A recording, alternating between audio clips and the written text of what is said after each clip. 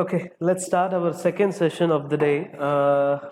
Here we are going to talk about the main thing is called neural networks. Okay, so this is going to be the ultimate.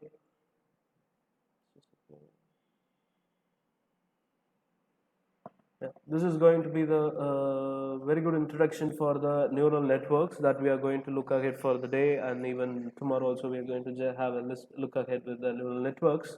So neural networks, as I told already, it is coming into the deep learning. Even most of the machine learning algorithms nowadays, industrially, they are applying with respect to the machine learning at all. I mean, machine learning, the help of machine learning. So we are going to start with the basics of the neural network.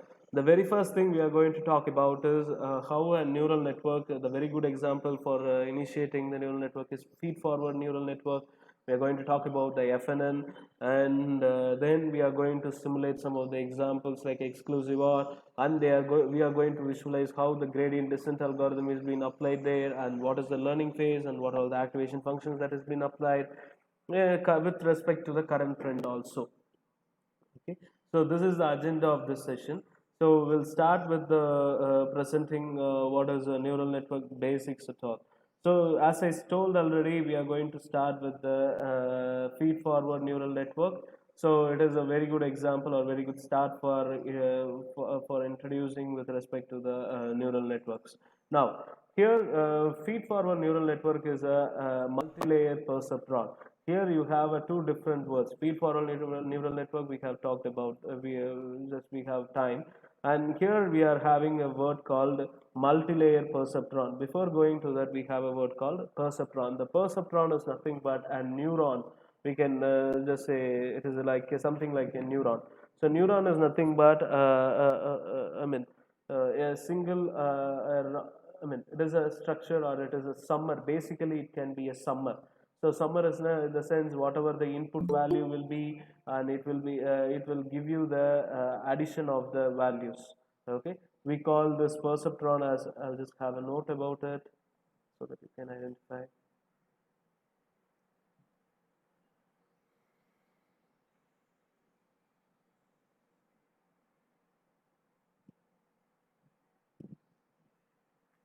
Okay, it's taking much time. Now, the basically the neuron is the perceptron is nothing but a summer.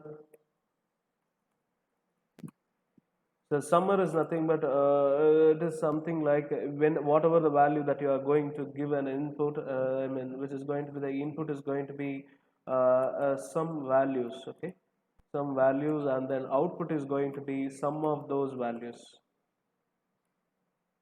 So which is basically a summation, okay, sum of the input values.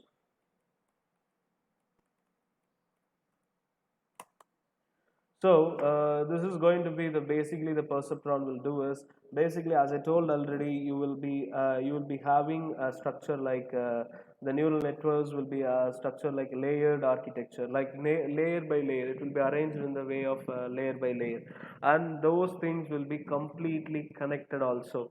Okay, if you say I'll just use paint for representing those neurons.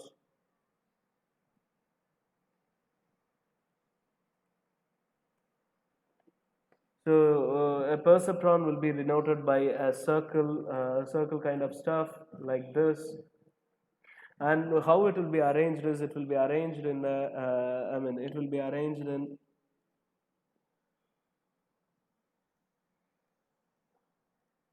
it will be arranged in a layer by layer manner. If you say let's say I have a three layers of three neurons or three perceptron in a single layer, this altogether this structure will contribute for a layer, the square the rectangle box I have mentioned, right? So this contributes for the layer. So in the archetype neuron, you will have a sequence of layer like this. So you can have as many layers as per your dependency. So here the thing is, another thing you need to notice here is that here the neurons will be connected there will be connection between the single neuron will be I mean the neuron from a network, I mean from a particular layer will be connected with the layer of neurons to the next layer, upcoming layer. This is particular case for the feed forward neural network. In many cases it need not be like this.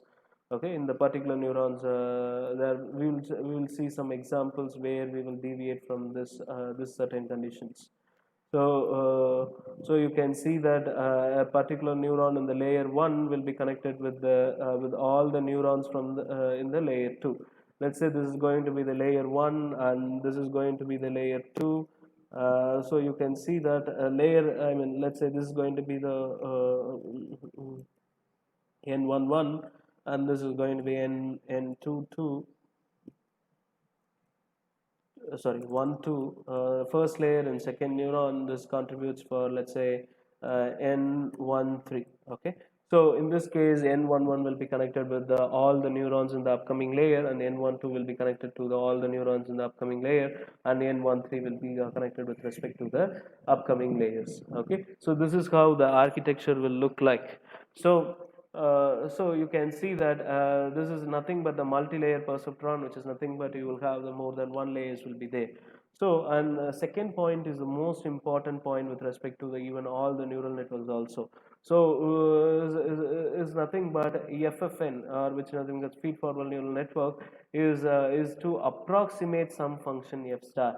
Here in our convention, that throughout this presentation, will F star will be the actual function, or the function that it can be F star can be a classification function, or it can be a regression function, whatever the function it can be. So this F star is going to be the some function. So you are going to approximate that function. Okay.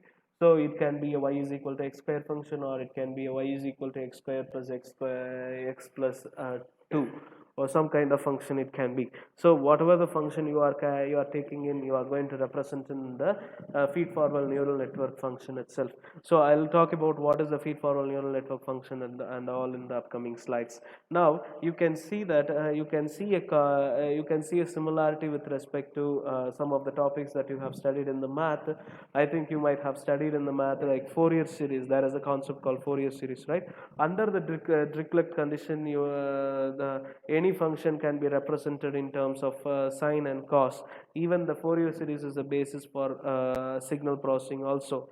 So any function can be produced using the sine and cos functions. Those that is what the basic of the digital signal processing also. So I mean, not only this digital signal processing, it's basically, we can say it in a wider sense, like signal processing itself.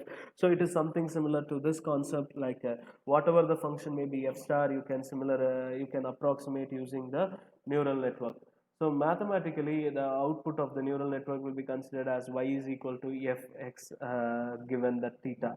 So here the theta is nothing but the parameter, and the f is nothing but the function of the neural network. Again, I am insisting f star is some classification function, or it can be a regression function, or some other polynomial functions also. So f star is the actual function, and the mimicking function or approximating function is nothing but the small f. Okay, I mean, we won't insist this in the upcoming slides, but you just understand the basics that f star is the actual and f is going to be the approximating function. And here the theta is nothing but the parameters for approximating the function. So something like a weight and weighting parameters, or the parameters that we have seen in the support vector machine like C and gamma, right? So some kind of stuff will be there in the theta. So another thing you need to find here is no feedback or information flow is evaluated from X. So which means that if you see here, you can see that the data will always go in front, okay, go in the forward direction, or you can say the data will be like it will go in this direction alone. There will be a there will be no feedback for, or there will be a no backward flow. Okay, this won't happen in any case. Okay, in the feed forward neural network, I am not talking about the other neural network. I am just concentrating on the feed forward neural network. Okay, the backward is not allowed in the feed forward network, so that's why it is called as feed forward. So the word term itself, you can say that, right? Feed forward. So only the forward motion of the data will be there in the FFN. So another thing is it is represented using the DAG. DAG is nothing but the directed as acyclic graph. You won't have any cycles over there. So here you can see that the graphical structure will be used for representing those layers. As we have mentioned there, nodes and edges will be there. So basically the graph, in the sense, we are going to deal upon with the we are going to deal upon with the nodes, and then we are going to deal upon with the edges. The line that are connecting the nodes is called as edges, and the circle is called as the node. So I mean, as far as this point is concerned, we are going to use the directed acyclic graph. So next thing is, each layer I is associated with some function f of I. So which means that if you are, I'm introducing, let's say here I was saying that we are introducing one layer, right? So this layer, particularly if we say the layer 1, there will be some function associated with the layer 1. That layer 1 will consisting of this neuron 1, neuron 2, n1 2 and n1 3. So using those three neurons, and using, as I told already, the perceptrons this is also the perceptron. So the perceptrons will be acting as a summer, so the input value will be summed up. So basically what we will have is, we will have the first layer is going to be the input layer, and the last layer is going to be the last layer. If I say it has been connected here also, like if the neurons are connected here, and if it is also connected here, and if it is also connected here, and if those neurons is connected like in this way, and then you can say the last layer is going to be the third layer, and here you can see this is going to be the third layer, and this last layer, right? So this is called as the this is called as the output layer. Okay, the first layer is going to be considered as the input, and the last one is going to be the output. So as per the name itself, the given features is going to be, or the given training is going to be feeded inside in the new n11, n12 and n13, and we can get the desired output, desired things from the output output layer. Okay, this is the entire scenario that we are going to talk about. So now here you can see that the neural network consisting of execution will consist of two phases. One is going to be the training phase, and one is going to be the testing phase, as we have mentioned in the machine learning itself. So now this is going to be somewhat the advancement of the machine learning models that we have seen yet, and this is going to be like this is going to be sequentially connected layers, and uses the composition of the function. This is one of the technique that we have studied in the functions chapter in I think 11th standard. In the CBSE also we do have this chapter. So here if we talk about this, this is going to be like sequentially connected layers. So here we have a X layer. This is going to be this is going to be one more, this is going to be one layer. Let's say this is going to be input layer, and this is going to be the output layer, and rest of the things we have it, right? So these and all going to be the intermediate layers, or we can call it as hidden layers. Okay, so this is the thing we need to understand from the basics, from the figure. And here you can see that each layer will consisting of the some individual functions. The first hidden layer is consisting of f1 of x, and second consisting of f2 of x, and third consisting of f3 of x. Okay,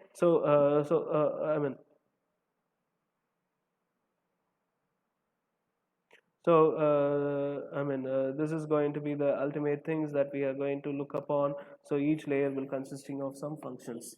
So now, if you are saying the x is going to be the input data, okay, now you are seeing that x is going to be the input data, and you can see the x is here. Actually, I forget to mention one more bracket over here. There will be another one thing called, there will be, sorry. Yeah, there will be one more bracket. So let's assume that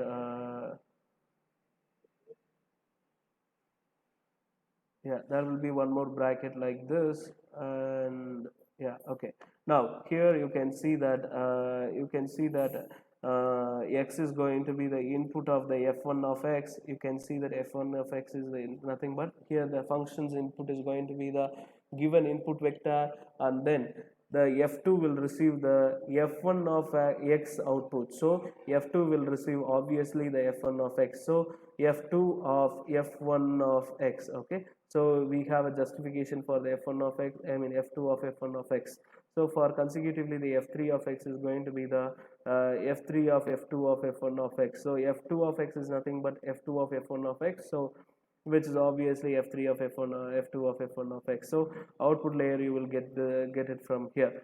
So this is going to be the archetype scenario that most of the neural networks will do. Okay, so okay, this is the this is the archetype neural framework that every feed forward neural network will do.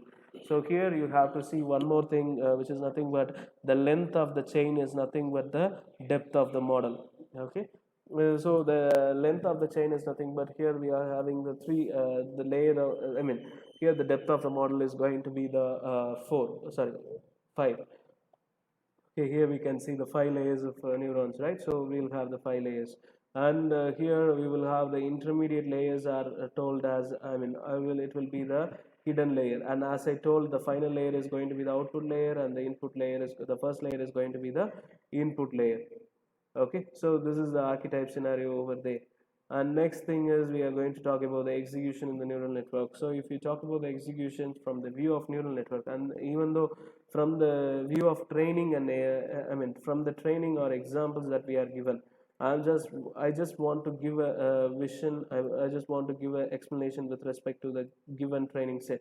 So whatever you are going to give as the data, input data, you can see that it will show you what is the output layer should do or should emit. Let's say what the output layer should give as the output. Okay, so what will be the consolidated output of the entire neural network model? So it won't give what are all the other layers like hidden layers would do. Okay, it should not, the behaviors of the other layers will not be specified by the given example. So you have to consider that too. This is a basic understanding from the neural networks if you operate on. So excuse me. So here the learning algorithm choose how these layers are used to give the better approximation. Like we will given with the number of layers, and we will guide the neural network in which how many layers should be there, and how many neurons with respect to the each layers, and we can design like that. But if you think and I mean when we come across with the approximation of the function, it will be decided by the learning algorithm. That means like the internal parameters will be estimated by the learning algorithms itself. So the intermediate layers, why they are called as hidden layers is because they do not show the desired output that we need, the consolidated output we are talking about, right? So the intermediate layers will not give the, I mean, will not show the desired output that we expect. So that is why it is called as hidden layers. Okay. So now if you come to the hidden layer concept, so but the thing is, even though we call it as hidden layer, it is not defined by the data, I mean given data set. So here our main of the workings, our major works will be done here. When we design the models, we will work on the hidden layers itself.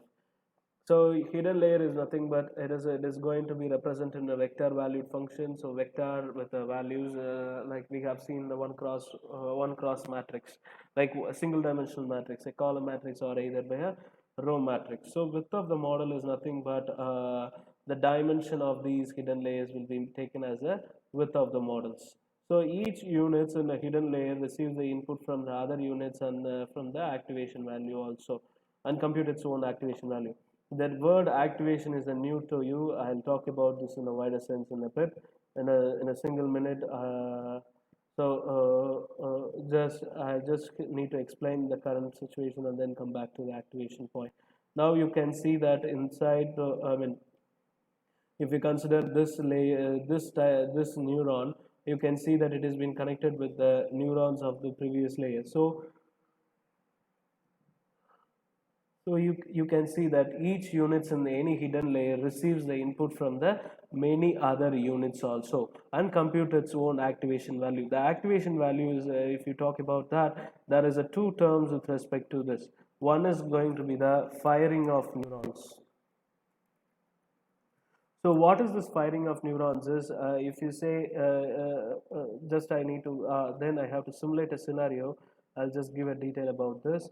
Let's say you are going to have a value like, okay, this is going to have a value 1, this is going to have a value 2, and this is going to have a value 3. Okay, so this is the scenario here. And now edge connecting this neuron and this neuron is going to have a value of 0.2, and well, the edge connecting this neuron and this neuron is going to have a value of 0.5, and 0.5, and the value that is connecting the neuron, this neuron and this neuron is going to be, let's say, is going to be 0.1 again. Okay, so now if you consider this scenario, what will happen at this stage? Like, in this stage you will be incurring with that 1 into 0.2.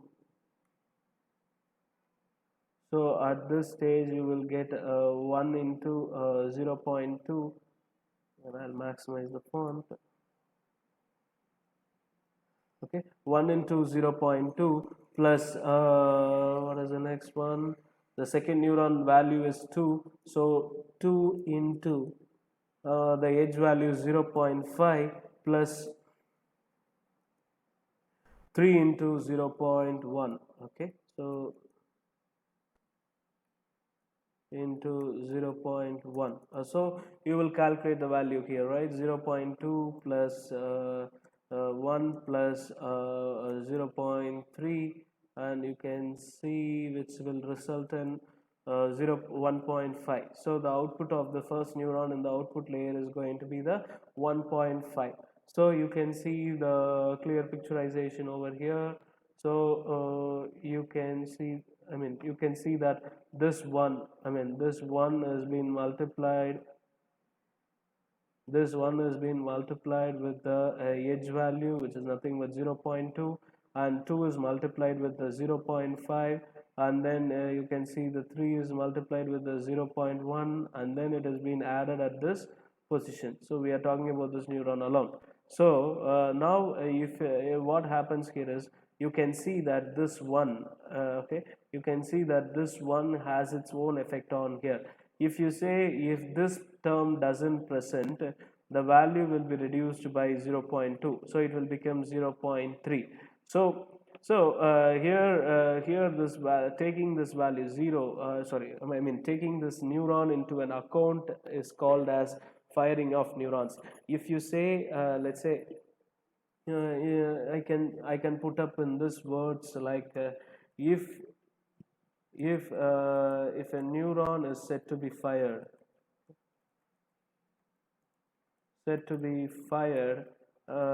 then the neurons will be taken into account. Okay, which means that that is the values will impact the consequent or subsequent layers.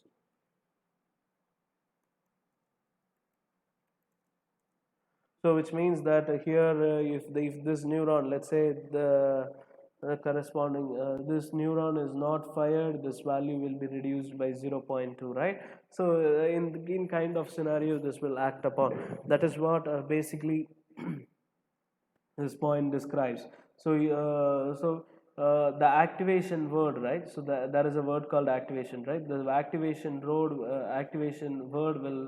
will define whether the neuron should be activated or not, which means that whether the neuron should be fired up or not. So if the neuron is not fired, the value will become 0. If the neuron is fired, the corresponding value will be traversed or passed on to the next, I mean the subsequent layers are connected. I mean the subsequent layers are subsequent neurons through the edges.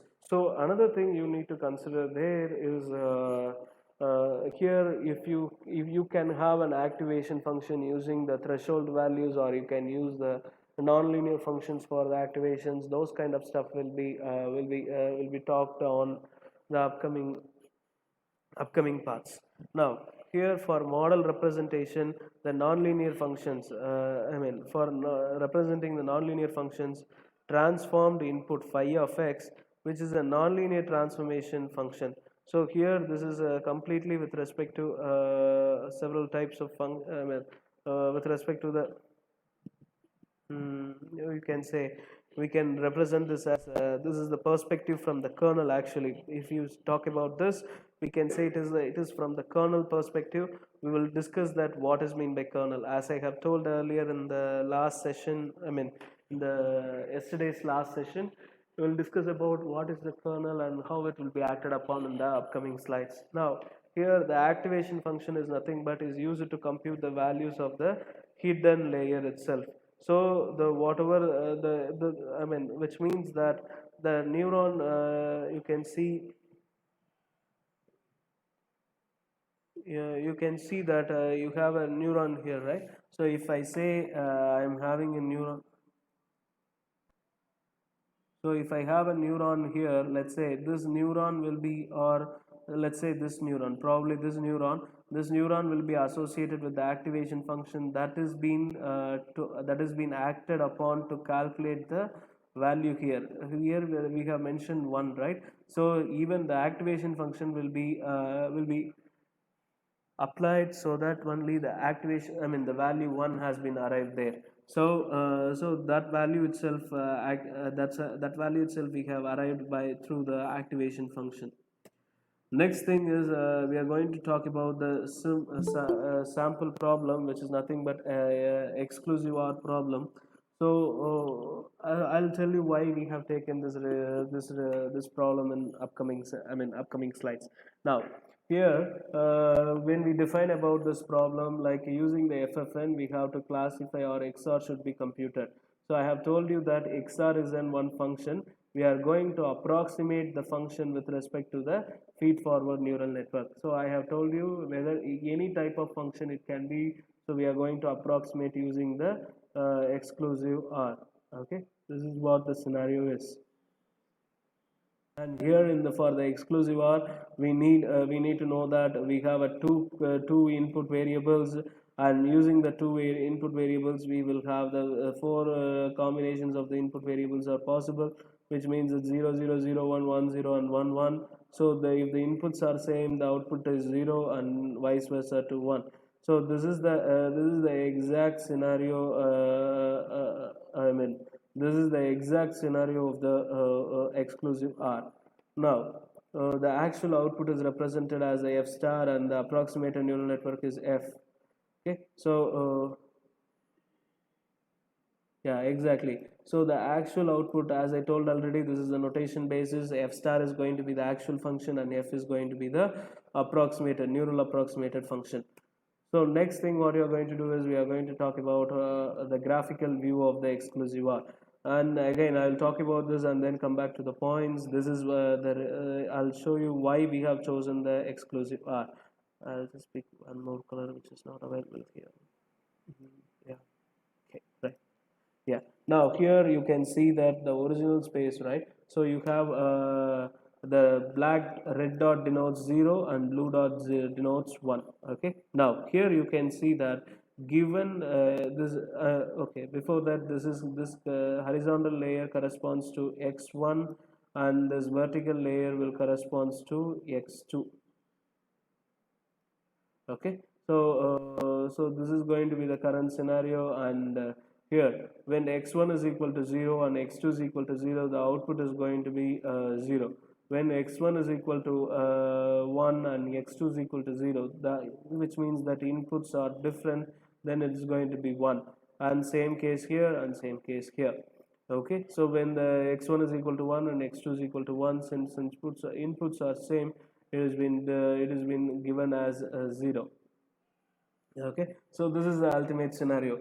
when if you see this, if you want to separate, I mean, if you think in a support vector machine or something like that, you cannot divide the space using a single line like this, or a single line like this, or a single line like this. Straight lines or horizontal lines or vertical lines cannot be used for I mean, used for separating those separating the space. So what we need exactly need is we need to separate the space, whereas it is possible only here if you use a non-linear functions like this, then only you can separate the I mean, you can separate the space. So this is the ultimate case we have to see here. That's why we have taken exclusive R. So by the way, you can understand from the drawing itself that the basically the if an layer is concerned, the value over here is going to be the x1 or the neural network's value into the edge value plus whatever it is being connected. So we call this we can notate as it's like sigma x into, I mean, probably I'm using the mouse, that's why it has been okay. So sigma x comma x into w, here that is a multiplication operator. So using this only we will calculate the values for the neural network, or values for the particular neuron. So you can see that so if you express this function, you can see that it is going to be the linear function, right? So how it will be acting upon x1 w1 plus x2, sorry, plus x2 w2 plus etc.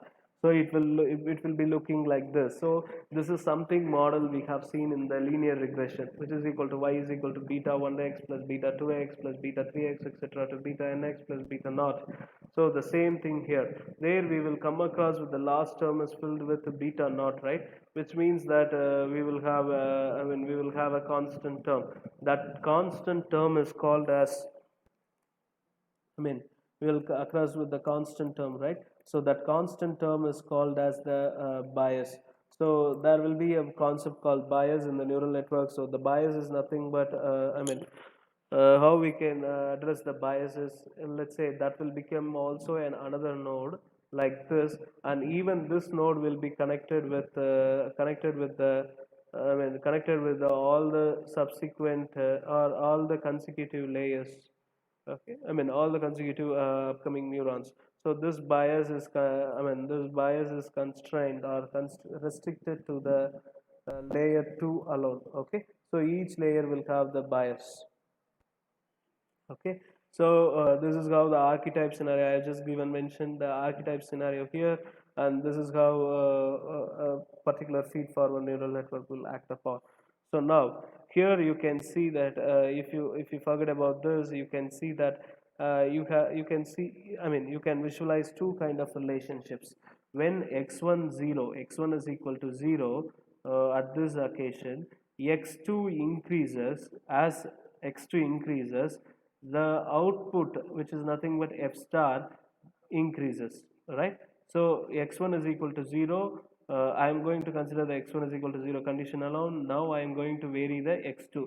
So when x2 is equal to 0, it is going to give as 0, and when x2 is equal to 1, it is going to give it as a 1. So as x1 when x1 is equal to 0, f star increases with the x2 increases. If you see x1 is equal to 1, this is going to be the upcoming trend, and here we are going to this will be the downtrend. So you can see that even you can see that in the f star decreases as f2 x2 increases. So you can find the two different relationships. That is one of the reason why we cannot why we cannot match up with the linear space or linear separations itself. So that's why we cannot use the simple linear models also. So here the simple linear model has become unusable. Okay, So here, what is the solution? What is the best criteria, or what is the best solution for solving this is going to be? If that is going to be the question, we can see that kernels are going to be the best solution. So we have seen that kernels will do the data transmission in the last I mean from the yesterday's discussions. So here we are going to dig into what is the kernel and what is the kernel trick is. So the kernel is nothing but, if you see the kernels and kernel tricks, so the kernels are nothing but inner product, or inner product technique. It utilizes the inner product technique to implement the non-linear functions. So what is this inner product, and what we are talking about is, if you say if you need to I'm just going to give you the gist over here. So if you say having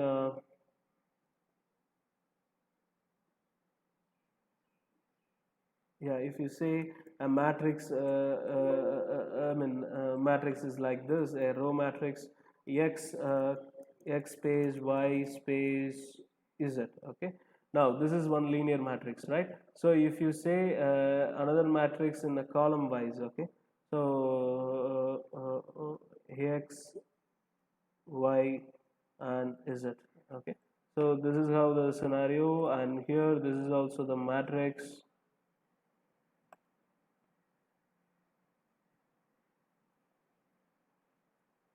So this is also the column matrix that we are going to consider.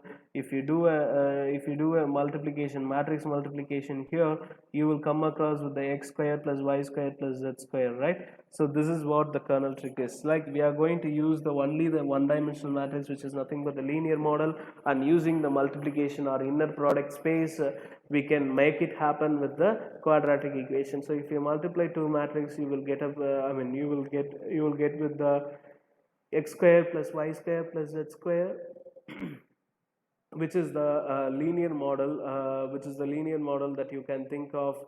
We are going to use those two linear models only. The matrix that I have mentioned in the row matrix, as well as the column matrix, that corresponds to the linear model. So by multiplying the two linear models, we are going to arrive at with the quadratic models like x square plus y square plus z square. Okay, so this is how the exact scenario will be. So how we are going to represent it? So we can see that sigma into alpha into x transpose into x of I. Okay, so and this is the exact scenario that we can think of. And this that is a x transpose into x of I, right? So this is called as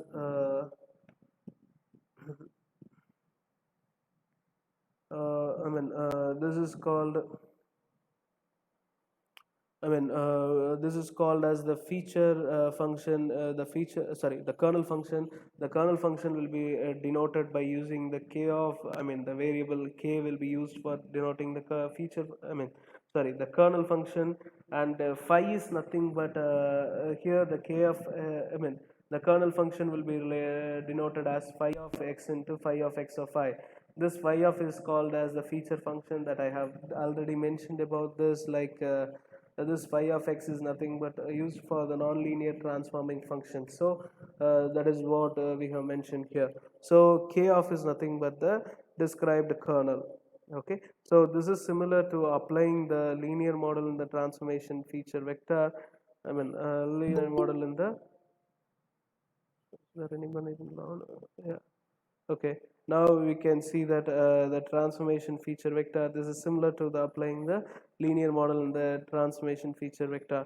So when you apply the kernel trick, it has been observed that it will move to the it will be transformed to the new space. So kernel trick allows to implement nonlinear using the convex optimization technique. So no need to worry about the convex optimization technique. It will ensure the convergence of the theorem. So which means, convergence of the algorithm. So it will be ensure that soon it will be converged. And using the above, new transformation will be applied. Which is nothing but the space transformation. So next thing, we are going to concentrate on the exclusive R. So back to the pavilion, back to the pavilion, we are going to go back to the exclusive R technique we have talked about. So here we have transformed the space like you have seen, you can compare the images here and you can compare the images over here. So you can see that we have transformed the x1 into h1 and we have transformed the h1 x2 into h2. So here you can see the difference, that when x1 is equal to 0 and y1 is equal to 0, the output is going to be 0, so it is okay. When x1 is equal to 0, when x2 is equal to 1, the output is going to be 1, but it has been combined this, and with respect to the point here, when x1 is equal to 1 and x2 is equal to 0, you will get the result as 1. So these two values are these two dots will be combined together into a single dot when h1 is equal to 1 and h2 is equal to 1. Sorry, when h2 is equal to 0, you will get the result as 1. So, and next thing you have to see this, when h2 is equal to 2 and h1 is equal to 2 and h2 is equal to 1, you will get the output as 0. So what we have basically done is, in the previous thing, in the previous I mean before transformation, we have a red dot here. We have a red dot here and we have a red dot here. Just a minute.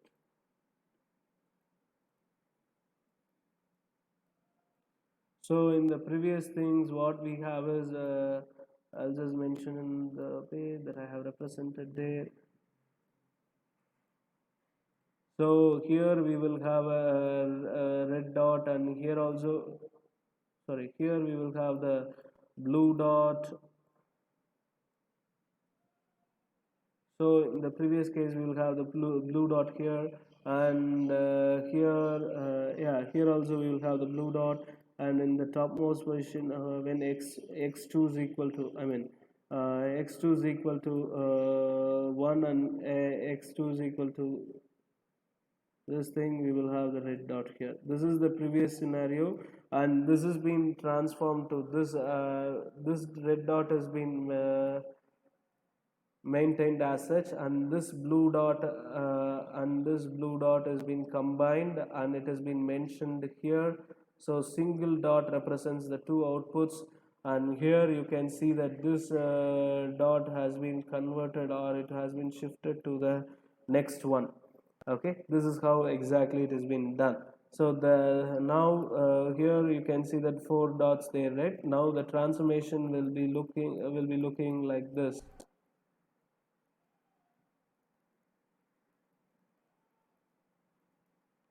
Will be looking like this.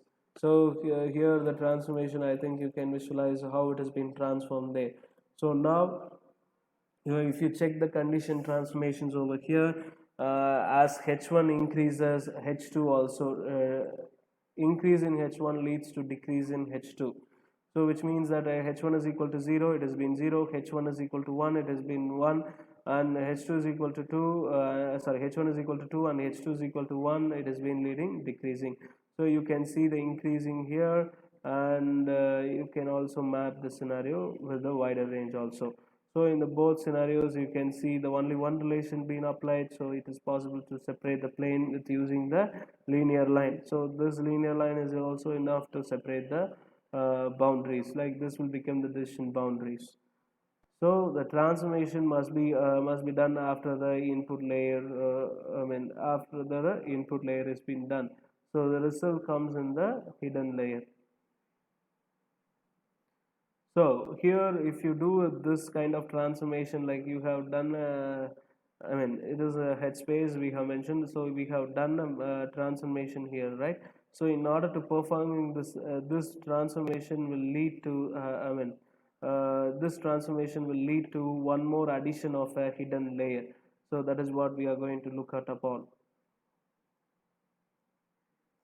So if you see here, you can see that the archetype scenario, in the before scenario, we will have the, okay, I have just mentioned the graph in a vertical way for our understanding, betterment of understanding. So here this is going to be the input layer, and y is going to be the output layer, and h1, h2 is going to be the intermediate layers or hidden layers, we can say. So if you don't have any hidden layers, the data transmission is not possible, which means that if you have a if you don't have any hidden layer, then you can say, using the normal linear regression or multiple linear regression itself, we can calculate the values of the I mean, we can say we can calculate the values of the output values very well. Let's say if you have introduced the new layer, this will lead to the data transmissions, sorry, data transformations, as we have seen here. So here, and one more thing you have noticed here is in the first layer, the weights between the input layer as well as the intermediate layer will be mentioned with the capital W, and with the small I mean, the layer, hidden layer, and the output layer values will be denoted in the small w. Okay, so this is the archetype scenario. Now by having the consideration, by having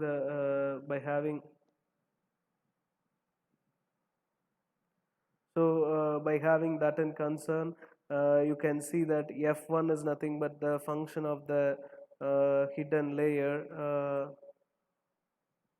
I mean, you can see that the function of the hidden layer f1 is going to incorporate the values of x, and you can say the values of the capital W. Okay, so the capital W is nothing but the weights between the first the input layer and the hidden layer.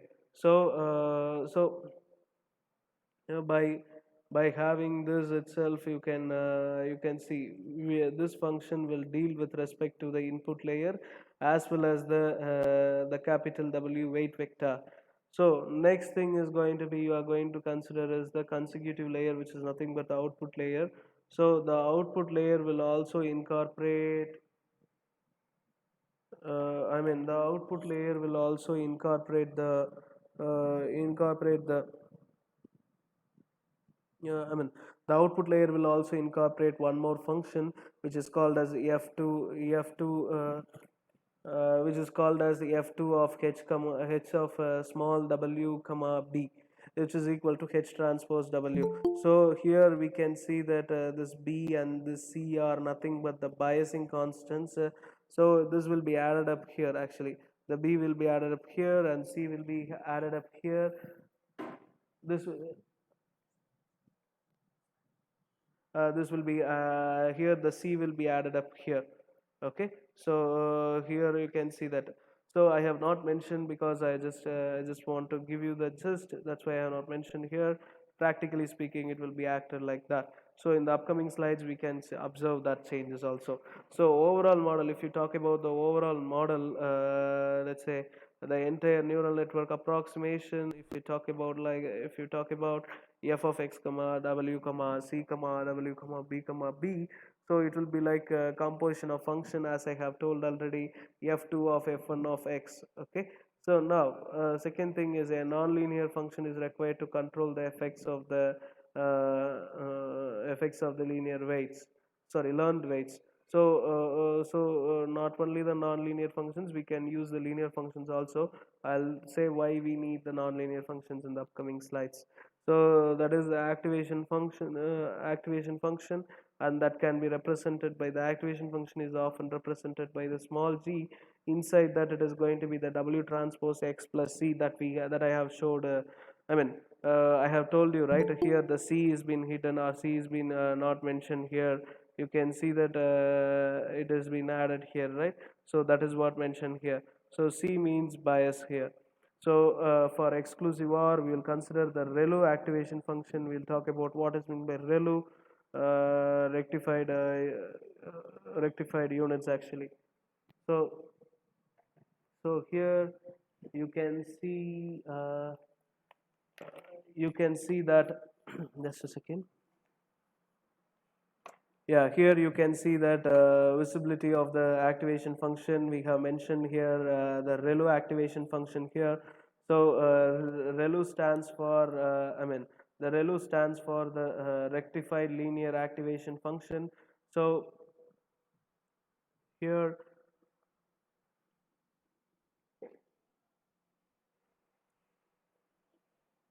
you can see that for the negative values of z, you can see that it has been mentioned as 0.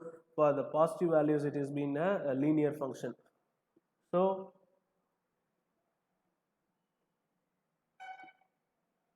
you can see that from the minus infinity to 0, it has been the plane curve, and after that it has been increasing. So which is because of the max function that we have mentioned here.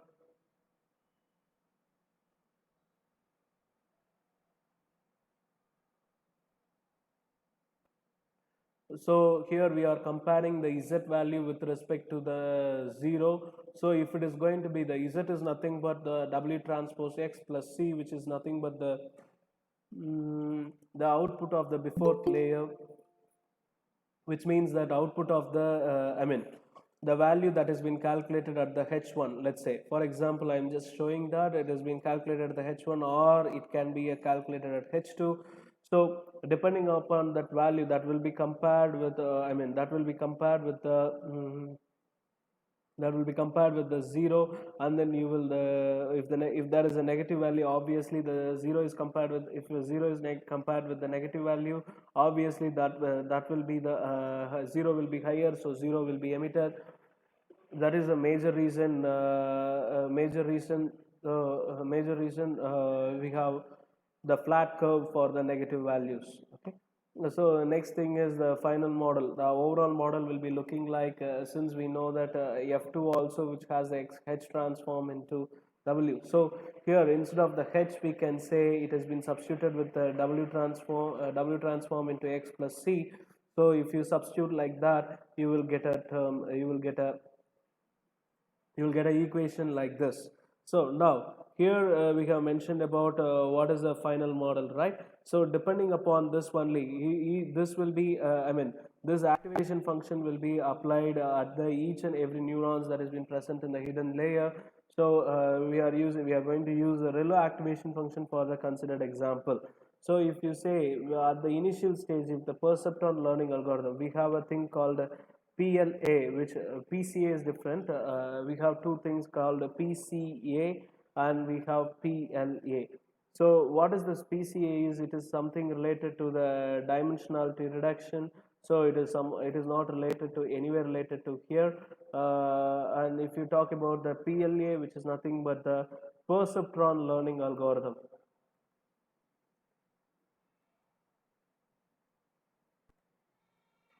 So in the perceptron learning algorithm, the very first step is assuming the small weights assuming the small values as the weights. So that's why the capital W and small w is assumed with some values, and they will propagate, or they will simulate the situation, and then they will train the model.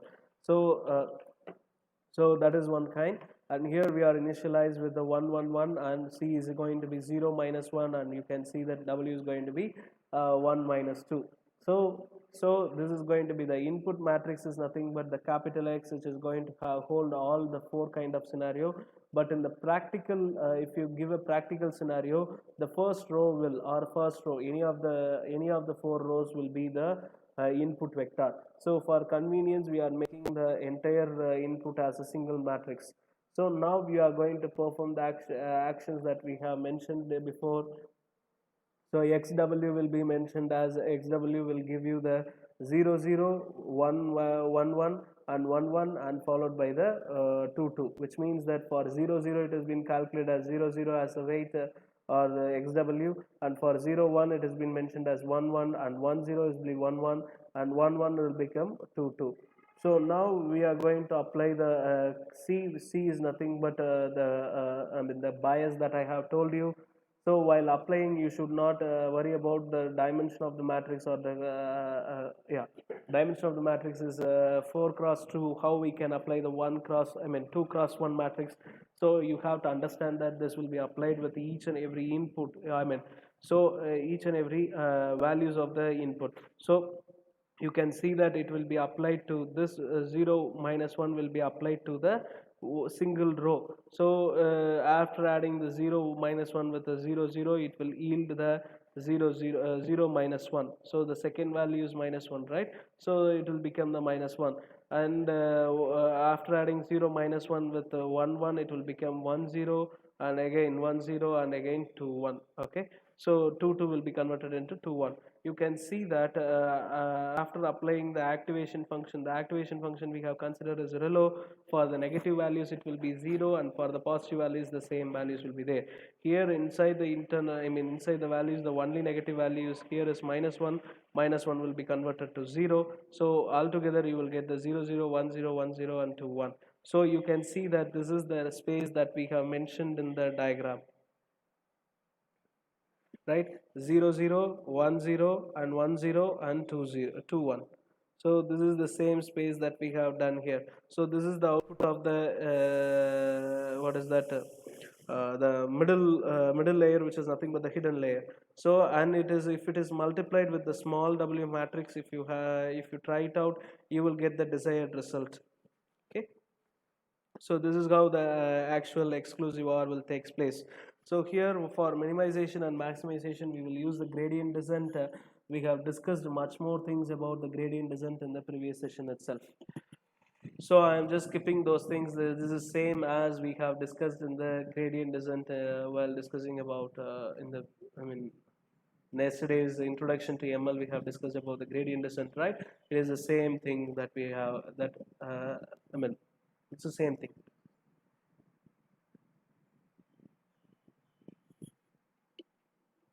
So in the learning phase, what you will have is you will have, in the learning phase, you will have the all weights are initialized with the small random values, as I have told already, which is related to the PLA. So biased are initialized to 0 to small positive values, and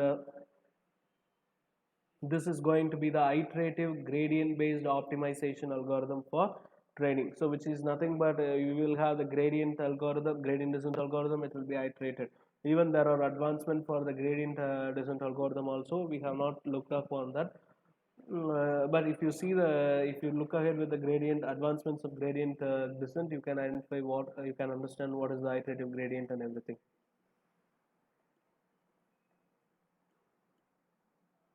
So here we can see that the parametric model is nothing but the p of y given x comma theta. So you can see that here we are going to talk about the cross function. This is cost function. This can be a cross entropy between the training data and the model's prediction, and training algorithm is always based on the descending the cost function in any ways. Like it is becoming a minimization problem here. That is what indirectly been mentioned here. And in the learning phase, as I told already, it has been cross entropy, right? The cross entropy will be denoted by the minus expectation. This is nothing but the expectation. So the expectation with respect to the x comma y is going to be the p data, that is training data, and log of p model will be calculated, which is nothing but the conditional probability. Okay, so this is how the cross entropy done. And in the certain condition, like if the p model follows the normal distribution, then this cross entropy will become the mean square error, or we can say it is can be a mean square value. Okay, so I think we have discussed about the mean square also in the previous sessions. So now cost function should be designed, the cross function should be designed from the maximum likelihood. This is one of the estimation technique how we can derive the cost function and all. So there are a lot many activation functions are there. How we have to choose upon is can be described from this slide. So if you say if your if your input or output is going to follow the Gaussian distribution, you have to use the linear units. If it is going to be the Bernoulli distribution, you have to use the sigmoid units. If it is going to be the if it is going to be the multinomial function, it is going to be the, you have to use the softmax. If it is going to be the, okay, last one is a special case, I'll talk about that later. So depending upon the distributions of the data that you have, your data set possess, you can use the units like that. Okay, so we will these are three important units that we have. And third thing is heteroscedastic heteroscedastic models. This will be having the data which has maximum variance. This is the advancements in the activation functions. We'll talk about that. I think we have seen about the ReLU function in the previous slides. Now, if we are going to talk about the sigmoid function, how we have to look upon the activation functions in one by one. So now f of x is equal to 1 by e power 1 by 1 plus e power x, right? So which is nothing but which consists of the vanishing gradient problem. So we'll talk about this in detail in the upcoming sessions. Don't worry about that. So if you see f of x, it will be looking like this. The curve will be looking like this. It won't have any negative values. It will have the positive values alone. So you can see that with I mean unlike ReLU, it has a soft turning points, right? So, and you can see that when it is zero, when the activation value is zero, then you can see that there will be a no learning at all. So, which means that the neuron will emit zero as the input. So, which will leads to the neurons will not be fired at the value of zero. Whereas if you talk about this scenario, yeah. I mean, in this scenario, you can see that the curve become flattened, which means that it will become the, the model has become the saturated. So, so we don't need this to happen, and the entire learning phase will be done between this, because after saturation, the learning will not be done. After inactivity, it won't be done. So, this is what we have mentioned here is, and which has a slow convergence, which means that the time taken for yeah, the iterations or the time or whatever we can say convention. So the time taken for converging is going to be very high. I mean, there is slow convergence.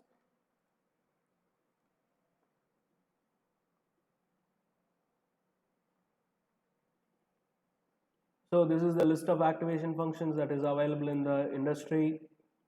Even many applications we can see, we can make use of this. And even you can see there is one more new thing called the swish activation function. It is a new advanced concept of activation functions. You can see the ReLU advancement of ReLU is nothing but Leakley ReLU, parameterized ReLU, and even we have exponential linear units. Non-linear activation functions is also there. You can even see the hyperbolic function over there, which is nothing but the tan hyperbolic tan. So like this we will have functions, like this we will have activation functions. Even more, there are more activation functions also. So depending upon the output distribution, and even depending upon the input, depending upon the application, you have to choose the activation functions. Okay. Next thing we are going to talk about is UAT. UAT is the fundamental for any neural algorithms we have seen we have seen yet. So what are those UATs? Nothing but UAT is nothing but the universal approximation theorem. So universal approximation theorem, we have okay, I'll talk about this and then come back to the importance of this theorem. So UAT states that the feedback neural network with a linear output layer, and at least one hidden layer with a squashing activation function, which means that non-linear or some kind of activation functions, fast convergent activation functions also we can take it into a consideration like that. So having that function, we can approximate any Borel measurable function. So what does it mean by Borel measurable function is like it will map to the real numbers. Okay, it will map to the real numbers or rational numbers, we can say. So those kind of functions can be approximated wisely. So from one dimension to other with any desired zero amount of error. So 100% approximation can be done. So that too with a constraint that provided that the neural network is given enough hidden units. So here we have to consider upon the hidden units, we have to consider upon the activation function, and we have to consider upon the output layer, the linearity of the output layer. So by considering all these three, we can approximate any functions that we have. Any functions, that means real number based functions. No worries about that. So so those functions can be approximated. So as it stated in the earlier, we can approximate any function like that. So now, so as this session is concerned, we have talked about we have initiated with the what is mean by neural network and how it has been done. We have talked about the for one example called the exclusive OR, and we have talked about what happens there and how the space transmission will be done there, and so these many things we have seen, and even we have talked about what are the types of types of types of activation functions are there, and we have talked about finalize this with respect to the a theorem. Actually, it is I have mentioned as function. It can also be stated as a theorem. So it is a universal approximation theorem. So with this, we are concluding with the introduction to the neural network. I think we have discussed much more with respect to the neural network, and in the upcoming sessions, we will talk about I mean, we'll talk about the convolutional neural network and their basics, and then we'll talk about the Google Net, the neural network designed by the Google for image classifications and so on. So stuff will be discussed in the upcoming sessions. Okay. Okay, guys, we will end up the session right now, and then we will meet at 1:30. Yeah, we'll meet at 1:30. And as far as the today's assignment is concerned, you will be having